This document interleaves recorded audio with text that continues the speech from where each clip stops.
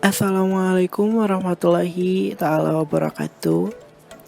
Halo guys, balik lagi nih di tugas dengan tema pemanasan global.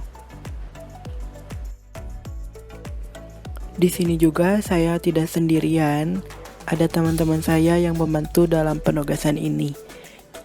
Tentunya ada saya sendiri, yang pertama Muhammad Taufik SM, yang ber-MPM-kan 240111919193, dan ada Oktaviani Fatima SP yang ber-MPM-kan 240411119137, dan ada rekan saya satu lagi yaitu Respi Lesari Kastriani yang ber-MPM-kan 240411119142. Oke, di slide selanjutnya yaitu ada pengertian pemanasan global. Ada yang tahu nggak ya pemanasan global itu apa? Nah, kali ini saya akan menjelaskan secara singkat pengertian dari pemanasan global. Pemanasan global adalah kejadian meningkatnya temperatur rata-rata atmosfer, laut, dan daratan bumi. Penelitian dari Center for International Forestry Research atau CIFOR menjelaskan bahwa pemanasan global adalah kejadian terperangkapnya radiasi gelombang panjang matahari, gelombang panas atau inframerah yang dipancarkan ke bumi oleh gas-gas rumah kaca. Triana 2008. Ini adalah salah satu gambaran di mana ada pengundulan hutan, lalu ada sinar matahari yang terpantul atau terserap oleh atmosfer bumi dan radiasi keluar. Ada minyak dan bensin yang radiasinya diserap oleh gas rumah kaca, lalu ada gas rumah kaca dan bahan bakar fosil, sehingga salah satunya saling menghubungkan. Efek rumah kaca atau greenhouse effect merupakan istilah yang pada awalnya berasal dari pengalaman para petani di daerah yang beriklim, yang sedang menanam sayur mayur dalam rumah kaca. Suhu dalam rumah kaca naik dan panas, sehingga biji-bijian di dalamnya dapat tumbuh. Pengalaman mereka menunjukkan bahwa pada siang hari, waktu cuaca cerah, meski tanpa alat pemanas, suhu di dalam ruangan rumah kaca lebih tinggi daripada suhu di luarnya. Hal tersebut dikarenakan sinar matahari yang menembus pada kaca dipantulkan kembali oleh benda-benda di dalam ruangan rumah kaca sebagai gelombang panas yang berupa inframerah, dan akibatnya suhu di dalam ruangan rumah kaca lebih tinggi daripada suhu di luarnya. Dan hal tersebut yang disebut sebagai efek rumah kaca, atau dapat terjadi pula di dalam mobil yang diparkirkan di tempat yang panas dengan jendela tertutup. Dari pancaran sinar matahari yang sampai ke bumi melalui penyerapan berbagai sinar di atmosfer, sebagai radiasi tersebut yang dipantulkan dan di sebagian serap oleh bumi. Radiasi yang diserap dan dipancarkan oleh bumi sebagai sinar inframerah yang bergelombang panjang. Sinar tersebut di atmosfer akan diserap oleh gas-gas rumah kaca seperti uap, karbon dioksida, sehingga tidak terlepas keluar angkasa dan menyebabkan panas terperangkap di atmosfer dan akhirnya menyebabkan peningkatan suhu di bumi maupun di lapisan troposfer atau lapisan atmosfer terendah.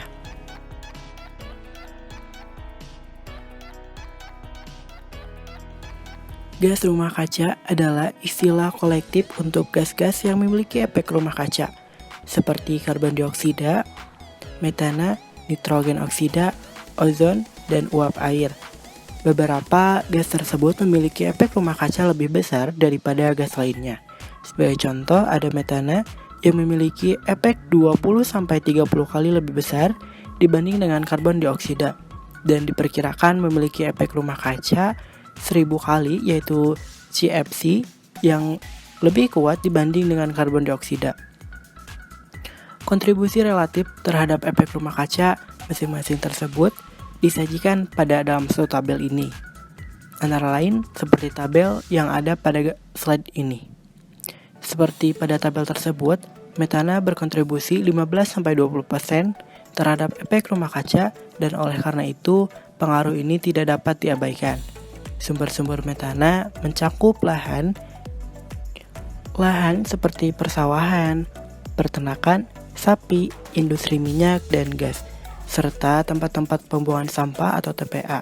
Karena besarnya efek rumah kaca, gas metana, usaha-usaha menguranginya seharusnya diarahkan kepada pengendalian sumber-sumber emisi metana tersebut. Lalu, apa sih hubungannya pemanasan global dengan efek rumah kaca? Bumi ini sebetulnya secara alami menjadi panas karena radiasi panas matahari yang masuk ke atmosfer. Panas ini sebagian diserap oleh permukaan bumi, lalu dipantulkan kembali ke angkasa. Karena ada gas rumah kaca di atmosfer, di antaranya karbon dioksida, metana, nitrooksida, sebagai panas yang tetap ada di atmosfer. Sehingga bumi menjadi hangat pada suhu yang tetap bagi hewan, tanaman, dan manusia untuk bisa bertahan hidup. Mekanisme inilah yang disebut efek gas rumah kaca. Tanpa efek gas rumah kaca, suhu rata-rata di dunia bisa menjadi minus 18 derajat Celcius.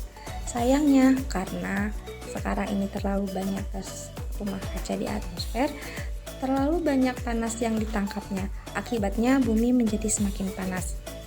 Pemanasan global akibat meningkatnya gas-gas rumah kaca yang menyebabkan efek rumah kaca yang berlebihan pada atmosfer bumi diyakini merupakan salah satu penyebab terjadinya perubahan iklim global secara ekstrim. Lalu, apa dampak dari pemanasan global itu sendiri? Akibat dari terjadinya pemanasan global adalah bertambah tipis dan cairnya es di kutub utara dan selatan, serta daerah-daerah es lainnya, sehingga menyebabkan permukaan air laut naik. Bertambah panasnya cuaca di bumi yang mengakibatkan cepat menguapnya air laut, sehingga cepat terjadi hujan. Ganasnya cuaca yang menyebabkan terjadinya hujan sangat lebat, kebakaran hutan, banjir mendadak, dan angin topan secara tiba-tiba. Lalu, akibat lain dari terjadinya pemanasan global adalah terjadinya imigrasi atau migrasi besar-besaran. Suatu tempat yang dihuni oleh orang-orang penduduk asli tradisional berpindah tempat karena terjadinya bencana alam, juga terjadinya migrasi binatang. Contohnya, sekumpulan kupu-kupu di sebelah barat Amerika Utara telah bermigrasi sejauh 95 km dalam 100 tahun terakhir. Lalu berjangkitnya penyakit, baik penyakit manusia maupun binatang. Saat ini banyak sekali penduduk kota yang terkena penyakit karena polusi kota yang mematikan dan tidak bisa diobati kecuali dengan transplantasi organ tubuh yang tentunya sangat mahal biayanya. Untuk penyakit binatang banyak dijumpai di daerah-daerah yang hutannya telah digunduli. Yang selanjutnya, dampak pemanasan global yang pertama yaitu mencairnya lapisan es di kutub utara dan selatan. Peristiwa ini mengakibatkan naiknya permukaan air secara global. Hal ini dapat mengakibatkan sejumlah pulau-pulau kecil tenggelam. Yang kedua, meningkatnya intensitas fenomena cuaca yang ekstrim. Perubahan iklim menyebabkan musim sulit diprediksi. Yang ketiga, punahnya berbagai jenis flora dan fauna. Menaikkan suhu global menyebabkan terganggunya siklus air, kelembapan udara, dan berdampak pada pertumbuhan-tumbuhan sehingga menghambat laju produktivitas primer. Kondisi ini memberikan pengaruh juga kepada habitat dan kehidupan fauna. Yang keempat, ada habitat hewan berubah akibat perubahan faktor-faktor suhu, kelembapan, dan produktivitas primer, sehingga sejumlah hewan melakukan migrasi untuk menemukan habitat baru yang sesuai. Kemudian yang kelima, ada peningkatan muka air laut dan air pasang dan musim hujan yang tidak menentu menyebabkan meningkatnya frekuensi dan intensitas banjir. Kemudian yang keenam, ketinggian gunung-gunung tinggi berkurang akibat mencairnya es pada puncaknya. Yang ketujuh, perubahan tekanan udara, suhu, kecepatan, dan arah angin menyebabkan terjadinya perubahan arus laut. Yang kedelapan, berubahnya habitat memungkinkan terjadinya perubahan terhadap resistensi kehidupan larva dan masa pertumbuhan organisme tertentu. Kondisi ini tidak menutup kemungkinan adanya pertumbuhan dan resistensi organisme penyebab penyakit tropis. Yang ke-9, mengancam kerusakan terumbu karang di kawasan segitiga terumbu karang yang ada di 6 negara, yaitu Indonesia, Malaysia, Kepulauan Salomon, Papua Nugini, Timor Leste, dan Filipina. Dikhawatirkan merusak kehidupan masyarakat lokal yang berada di sekitarnya. Masyarakat lokal yang pertama kali menjadi korban akibat kerusakan terumbu karang ini. Untuk menyelamatkan kerusakan terumbu karang akibat pemanasan global ini, para aktivis lingkungan dari 6 negara tersebut telah merancang protokol adaptasi penyelamatan terumbu karang. Lebih dari 50% spesies terumbu karang di dunia hidup berada di kawasan segitiga ini berdasarkan data dari Intergovernmental Panel on Climate Change atau IPCC. Sebanyak 30% terumbu karang dunia telah mati akibat badai El Nino pada tahun 1998 lalu. Diprediksi pada 10 tahun ke depan akan kembali terjadi kerusakan sebanyak 30%. Lalu bagaimana sih cara pencegahannya? Yuk simak video selanjutnya. Yang selanjutnya, pencegahan pemanasan global. Yang pertama ada menghemat pemakaian air, yang kedua mengurangi penggunaan kendaraan pribadi, yang ketiga menggunakan bahan pembersih sabun yang aman bagi lingkungan, yang keempat mengurangi pembakaran bahan yang tak dapat didaur ulang. Kemudian yang kelima, menghijaukan lingkungan sekitar dengan penanaman pohon. Yang keenam, memperhatikan kebersihan lingkungan sekitar. Yang ketujuh, membuat kompos. Yang kedelapan, mendorong usaha kerajinan dengan bahan sisa yang bisa didaur ulang. Yang kesembilan, menggunakan lampu hemat energi. Cara untuk memperlambat semakin bertambahnya gas rumah kaca adalah dengan pertama, mencegah karbon dioksida lepas ke atmosfer dengan menyimpan gas tersebut atau komponen karbonnya di tempat lain. Cara ini disebut carbon sequestration.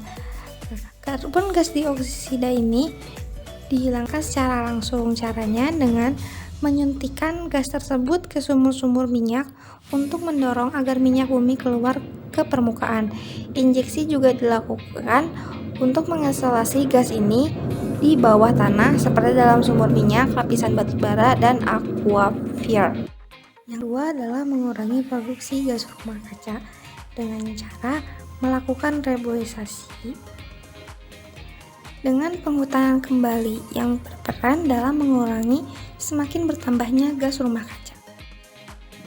Mungkin cukup sekian pemaparan dari kelompok kami, penjelasan dari kelompok kami. Mohon maaf juga bila kekurangan ataupun ada kesalahan baik dari saya ataupun dari teman-teman saya.